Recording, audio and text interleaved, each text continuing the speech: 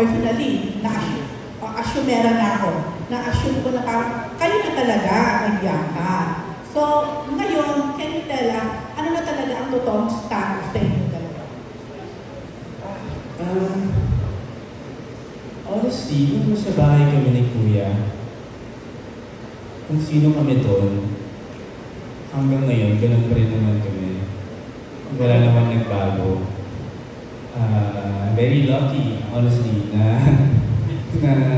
walang nagbago. At kasi, di ba, marami nagsasabi, paglabas, mag-iiba na yung dynamics, mag-iiba na yung pakikisama, kung paano kayo.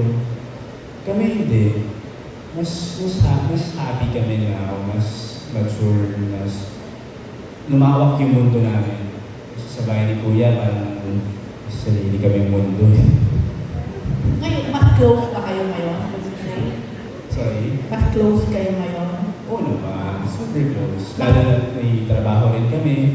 Hindi lang naman kami as Dustin and Bianca. May mga roles din o may mga projects din kami na tinatrabaho. So, Mas may label na ba ngayon? secret. Wala ka na. Secret. Pero ano you look like in love ka talaga? Saan? Sa work?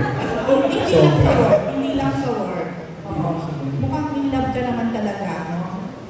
Oh, sabi mo nga, ano yung kasama?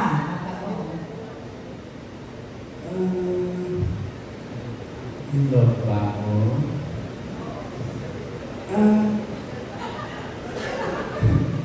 Parang inspired.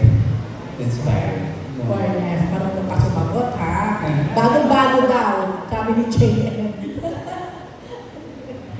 Hindi, okay. Last question.